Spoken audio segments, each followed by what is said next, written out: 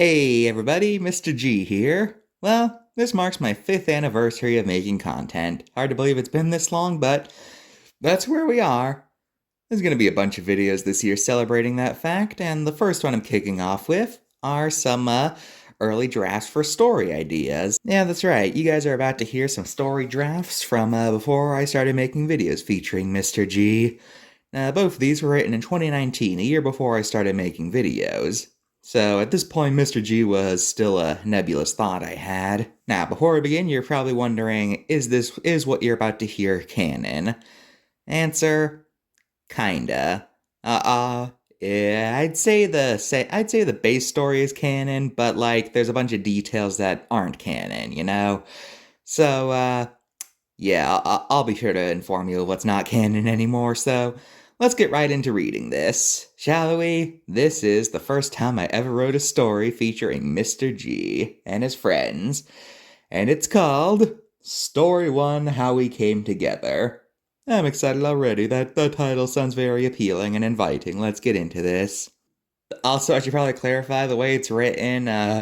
Well, you see, I didn't feel confident in writing a traditional story structure at the time, so instead, what it is that it's a first person's perspective, except every once in a while it switches between who's the first person. So sometimes it's Mr. G talking, sometimes it's Catherine's perspective, sometimes it's Eric's perspective. You know how it is.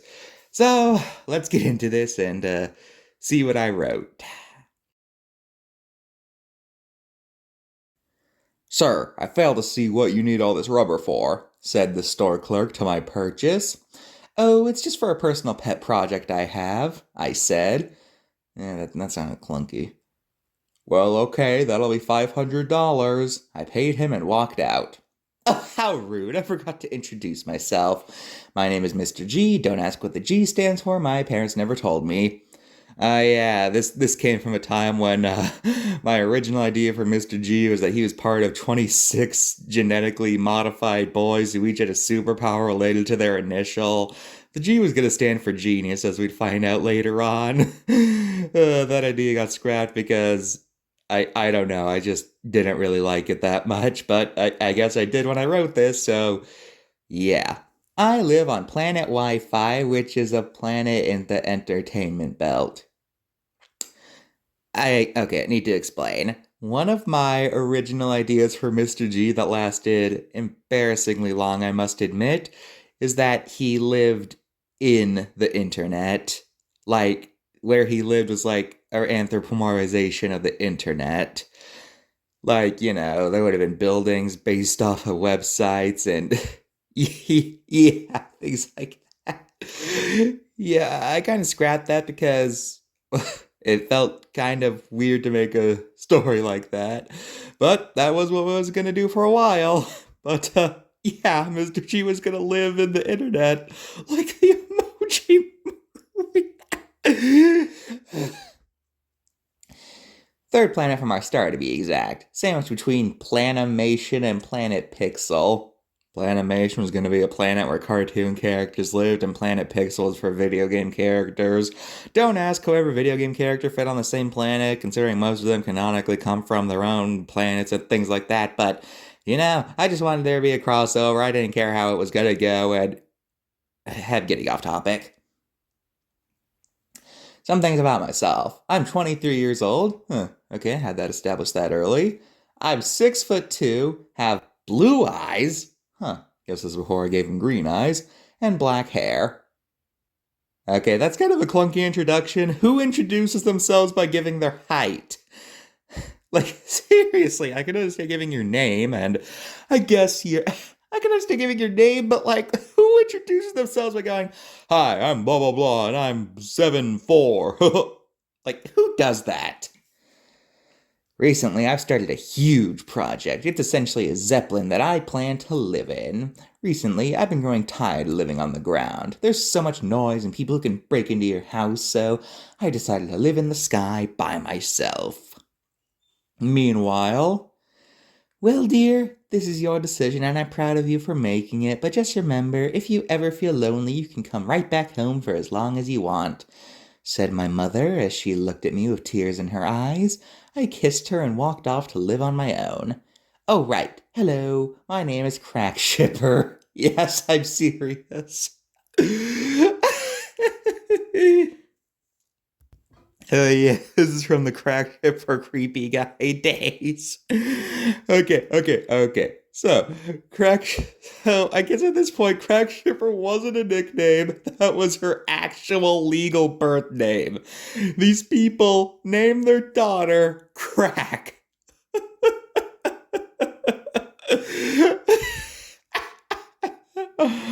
Yeah, yeah. When I'm reading this, I now realize why I decided to just change their names, you know?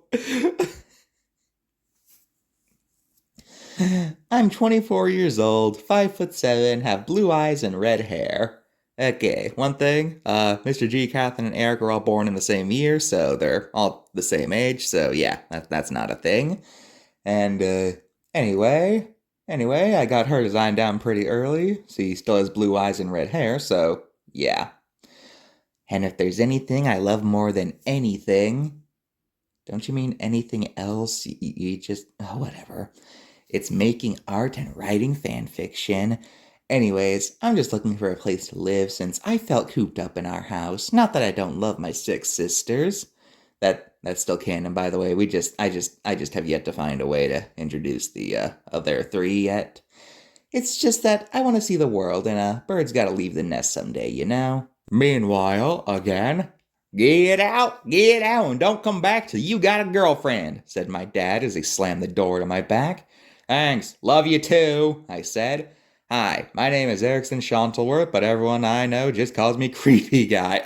Okay, so it is a nickname for Eric, but Catherine is literally just named Crack Shipper. Okay, why is Eric the only one with, like, a real name and not, like, some weird... I don't get it. I don't get it, okay? Okay, don't ask me. I don't remember why my reason. I'm 25 years old. Again, they're all the same age now. I'm 5'5". Wow, Eric was short at first. Should probably clarify, Catherine's the shortest of the trio in the current canon, so yeah. I have black hair with green eyes. Huh. Yeah, at this point he had green eyes. I eventually gave him red eyes to make him look crazier, you know. If there's one thing I want in life more than anything, it's a girlfriend. Oh, what I wouldn't give for someone to be with me. I don't know why girls don't like me. I give them gifts, I try talking to them, but everything I do, I just get rejected. This is getting weird. Eric, we need to have a talk.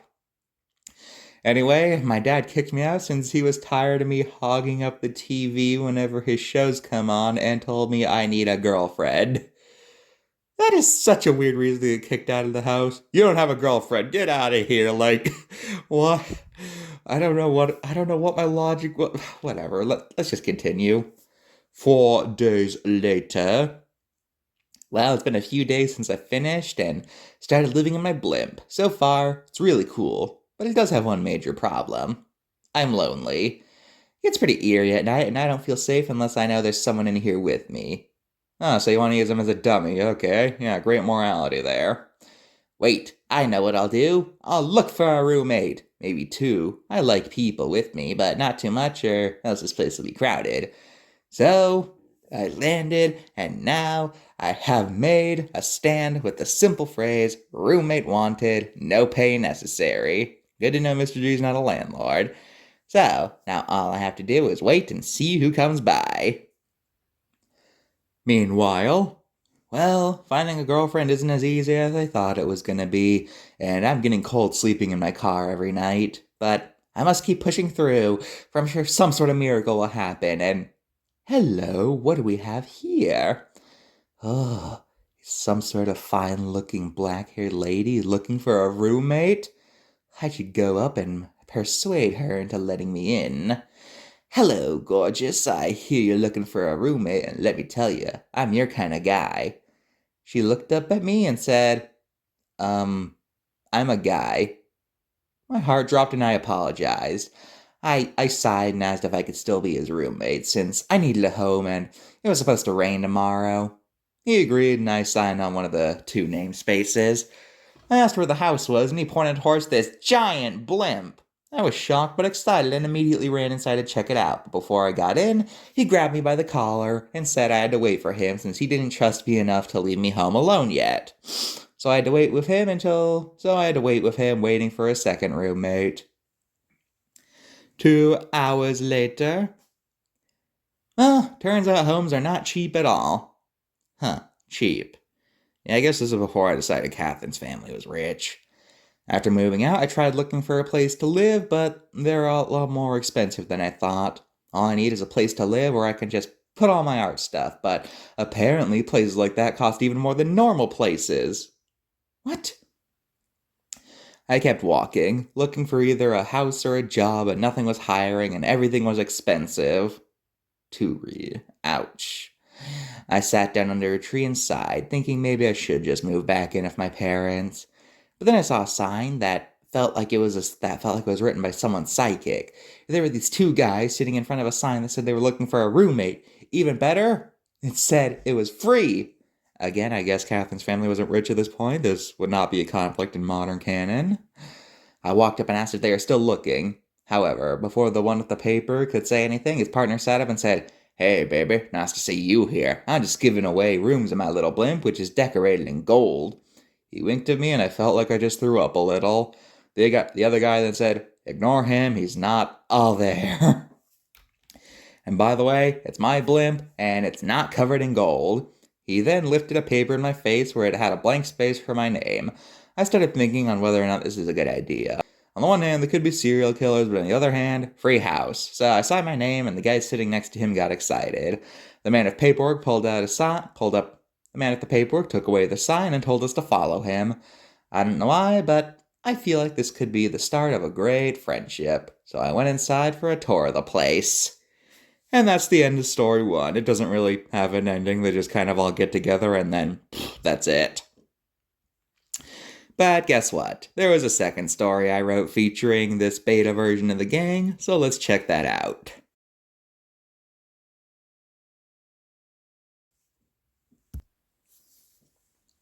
Story 2, a restaurant most fishy. Anyway, we have a bit of introduction not said by anyone, so let's get to that. That night, after everybody was moved in, they were all hungry, so Mr.G decided to take them to a place called Taste of Asia. Had to establish that early. Okay. A local restaurant that sells food from every country in Asia. So they went there and ordered all-you-can-eat sushi. Alright, now back to the perspectives. And instead of meanwhiles, I have them labeled with the letters they start with. So, yeah. G. While we were waiting for our first round of sushi, I decided to break the ice and find out some stuff about my new housemates. So I asked them what their family life was like. Crack Shipper, again, I still can't believe that was going to be her actual name, spoke first and said, "I lived in a big house with my parents and sisters, but one day I felt like I was being a burden, so I decided I should leave." Afterwards, Creepy Guy said, "My house is okay, and I would have been content with living there, but then my dad kicked me out without warning." He then got really grumpy and started mumbling something that made me and Shipper feel awkward, so she changed the subject by saying, "Hey look, this ice cube looks like Greenland." Creepy Guy looked at the cup for a bit and said, "Hey, you're right, it does look like Greenland." And I hate to admit it, but I have to agree, it looked like Greenland. Was that supposed to be a joke? Oh, okay, moving on. S. It had been 15 minutes now, and our waiter came up and said there was some problems in the kitchen and our food would be out soon. I hope so. I was feeling more hungry than a starving shark. Okay. We were waiting so long, the ice in our sodas were starting to melt, causing a layer of water to form. I was tapping my glass when Mr. G pulled out a weird metallic pill-looking thing. He showed it to us and said, "It's called the portable drain," and that he made it himself. He then said, "You see, all I have to do is drop this into the soda cup and we could say goodbye to meltwater." He dropped it in and it started sucking up the water from the top of the cup. I was impressed. But then it also sucked the water out from the soda itself, giving me just a cup of syrup and ice. He pulled it out and gave a sheepish laugh while saying, "Still working out the kinks." I felt bad, so I decided to ask a question to light the mood. C, for Creepy Guy, I assume. Well, after that disastrous invention, I was about to say something when Crack Shipper asked, "So, who are your guys' OTPs?" Me and Mr. G gave her a puzzled look and she continued, one true pairing? We continued looking at her and she explained, who do I ship above all else? She was getting frustrated, so we played along. "Oh no, I don't have any I like. Oh, I like all my ships equally." Mr. G followed by him quickly drinking his syrup. Wait, I thought it was Catherine who had the syrup. Oh, whatever. I like any ship that involves girls, I said, causing her to laugh and say, "Me personally, I'm a big shipper Perullivan." No, I don't remember what that was a ship between, so don't ask. I asked what that was, and she responded by pulling out a stack full of paintings. She picked one out and showed it to us, and I am not going to go into much detail. I don't want to upset anyone eating, but I'll do my most safe for lunch description. A field of blue flowers, and stuff I don't want to describe. The worst part, though, was how good the art was. Both characters looked incredibly close to how they looked in their actual shows, and there was a lot of attention to detail that was honestly incredible. I felt sick after looking at it and had to think of more pleasant things in order to calm my stomach down.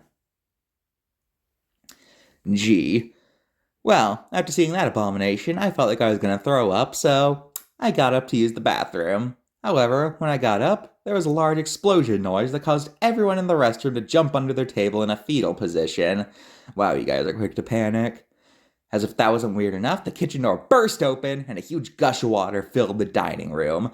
Everyone got on the table to stay afloat when a piece of seaweed drifted by, until it reached the front door, at which point it turned towards the diners and started spinning upwards in a mini cyclone.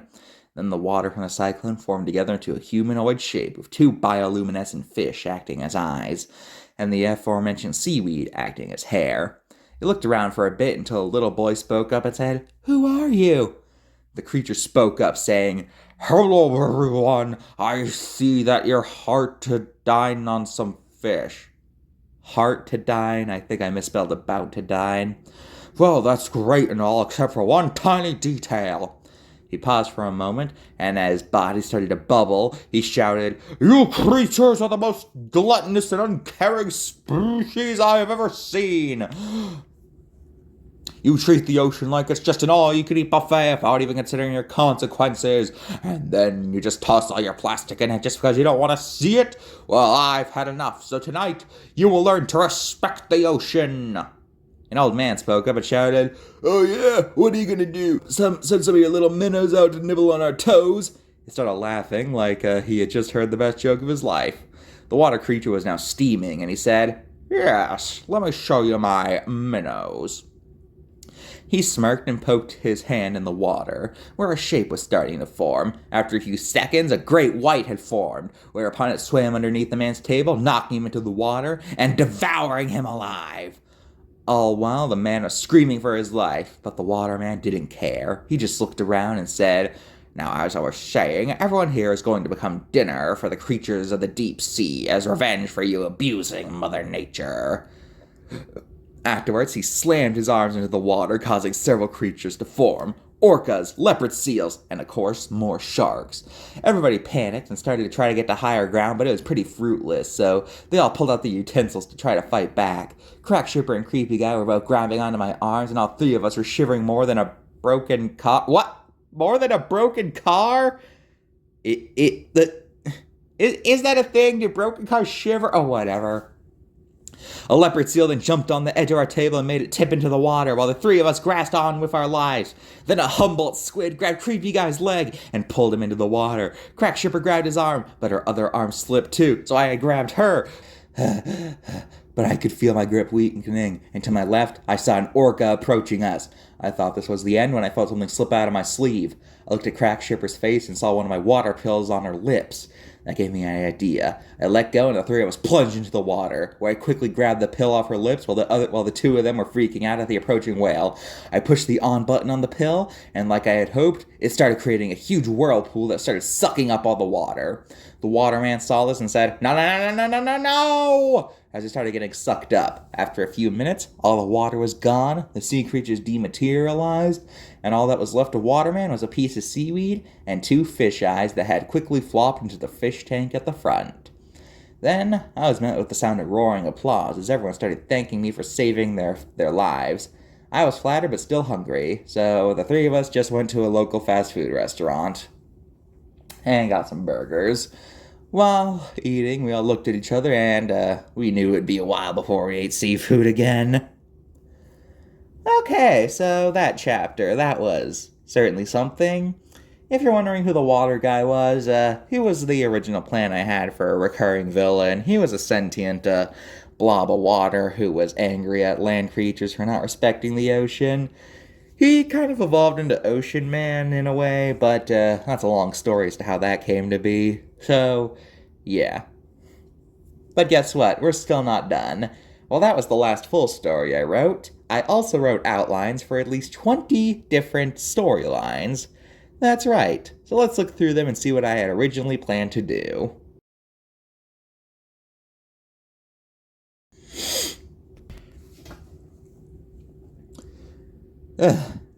Anyway, Chapter 1. In this chapter, we're introduced to the three main characters, Mr. G, Catherine, and Eric. Oh, okay, I updated their names. That's good. As they're all moving out of their parents' houses, they then meet and decide to live together. Okay, you heard that one. Chapter 2. In this chapter, the characters are eating out at a local restaurant, but problems arise when a man made of water enters and wants to avenge the ocean. This is the chapter where they work together to solve problems for the first time. Oh, right, I had outlined why each of these things were important. Chapter 3. In this chapter, Mr. G accidentally gets stuck in the time of the dinosaurs as his two friends try to get him back.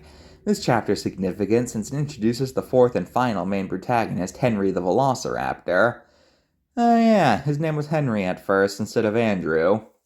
Yeah, I think Andrew works better. But, yeah, his name was gonna be Henry. Now, I made an entire video about how they got Henry, so this is still sorta canon, so yeah. Now, we're getting into uncharted territory. Chapter 4. Everybody goes to work, leaving Henry home alone as we see what everyone's day is like. This chapter is significant for introducing most of the secondary cast.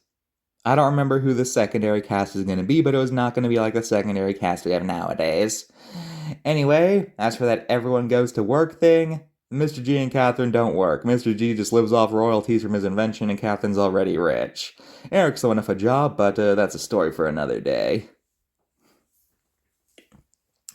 Chapter 5. Mr. G successfully makes a cloning machine, but things go horribly wrong when one clone starts to think a little too freely. This chapter is significant since it introduces the main antagonist, Plagiarismo. Yeah, Prototype Jr. Originally, he was Mr. G's clone, but eventually I kind of scrapped him since I couldn't think of a way to work him in organically.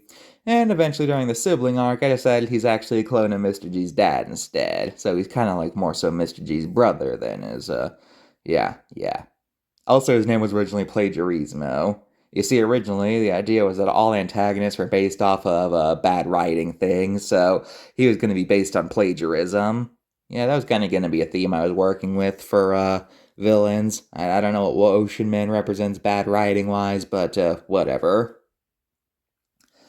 Chapter 6. It's Catherine Chipier's birthday, and we meet her family for the first time. The significance of this is that it introduces another villain in the form of her sister, Marianne Susan Chipier. Oh, that's right. Catherine's oldest sister was supposed to be a villain. A villain. Yeah, remember how I said that the villains were going to be based on bad writing things? Yeah, she was going to be based on the Mary Sue trope. Eventually, I kind of lost interest in her as a villain and just kind of brought her back in without any real significance besides being Catherine's oldest sister. Maybe I'll do something with her in the future, but probably not what you were, probably not as a major villain or anything like that.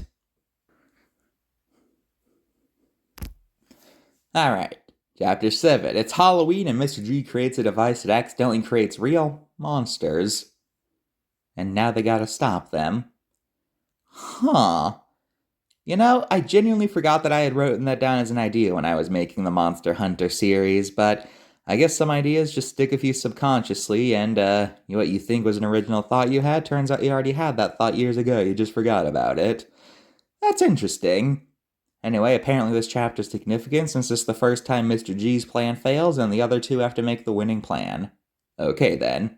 Chapter 8, a mysterious TV show is airing that causes all females to become entranced with the host.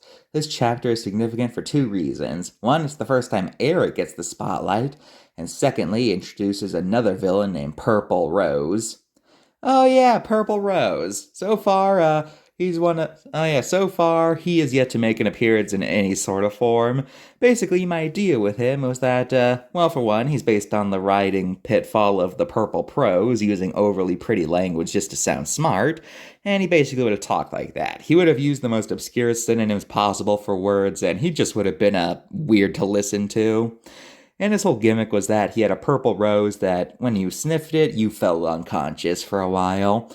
And he also had the power to hypnotize any female who listened to his voice. So, yeah. I've yet to bring him back because I don't know. I don't really like him anymore, and I don't really feel like using him, so I don't know. I don't know. Moving on. Also, we find out that Plagiarismo is building a team of his own. Oh yeah, he was gonna have like an opposite Mr. G league, so that would have been a thing. Chapter 9. Mr. G creates a set of power armor that mysteriously makes him go insane and attack. This chapter is significant since this causes Mr. G to realize his inventions can actually cause some damage if put in the wrong hands.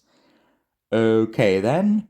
Chapter 10. Henry the Raptor gets kidnapped by poachers and has to bust his way out. This chapter is significant since it's when Mr. G realizes that Henry can take care of himself. Okay, I still like this idea. I might revisit it, but, yeah. Chapter 11. A weird plague is going around, causing everyone to become huge jerks. This chapter is significant since it introduces the final member of Plagiarismo's team, Flamebait. Yeah, this is going to be a living fireball, and basically his whole thing was that the more people got mad, the stronger he got. He was basically based on flame bait, when you intentionally say something to get people mad. Yeah, that's what he was going to be based on. I don't know if that's specifically a writing thing, but yeah, that's what I was going to do. Chapter 12. A mysterious stranger visits Eric, who is eventually revealed to be Mr. G's daughter. This chapter is significant since it's when we find out Catherine has feelings for Mr. G, but we don't know yet if the feeling is mutual. Oh, yes, Mr. G x Catherine. That was gonna be a ship for a while. But here's the thing. I kinda scrapped it for two reasons. One, I based a lot of Catherine off my sister, so putting her in a romance with Mr. G made me feel weird. And secondly, the more I thought about it, the more I realized I just don't like the idea of Mr. G being in a romantic relationship, so yeah, I kind of scrapped that, and I made sure that the two would be incompatible, so hopefully that'll quell shippers. I hope. But who am I kidding? There's no way it's gonna do anything. Chapter 13. Mr. G's stuck in his imagination, so the others two have to get him out there. But there's a big problem with razor-sharp teeth. This scene's significant since we get to see Mr. G's thoughts and internal feelings. Okay. Chapter 14. Eric starts to feel sad about his home and wants to find his mom. This chapter is significant since it lets us know more about Eric. Chapter 15. Plagiarismo kidnaps Henry and escapes through a wormhole, causing Mr. G to have to hunt him down throughout the multiverse. This chapter is significant since it shows how much Plagiarismo will go to torment Mr. G. I guess this would have been like a multiverse hopping story based on that description. I guess. Chapter 16. After a power outage, Mr. G and his friends tell everyone stories about their childhood. This chapter is significant since it shows what everyone was like before they became friends. Okay. Chapter 17. Henry accidentally brings a bunch of dinosaurs to the present day and now Mr. G has to stop them. This chapter is significant since it shows us more about Henry and his life before becoming a pet. Okay. Chapter 18. After getting involved in a massive fight, Mr. G and his friends split up and go their separate ways. This chapter is significant since it makes it so that the characters aren't prepared for what happens next time. Oh boy, what are we getting? Chapter 19. Plagiarismo's team finally attacks, and Mr. G and his group are kidnapped and are sent to a dungeon for execution. Chapter 20. And the finale. The defeat of the main villains and the death of Mr. G's father. We also see that Mr. G returns Catherine's feelings. Yeah, nope, he does not, and he never will. Chapter 21, a nice little epilogue where we see everyone's life in the future, and we mostly just tie up any remaining loose ends. Well, the story was going to be different at first. I mean, you might have noticed that several major characters just straight up did not exist. No Sweetie or any other siblings. There is no mention of any anthropomorphic animals at all, or Vincent for that matter, since, well, I'll get back to that. Yeah, this is going to be a very different show at first, I must admit. It's kind of weird to think what it would be like if I stuck to that and did it like this. Huh. So, yeah, hope you enjoyed these little look backs at Mr. G's early days. Join me next time when I tell you the story of Vincent's origin. Yeah. See ya.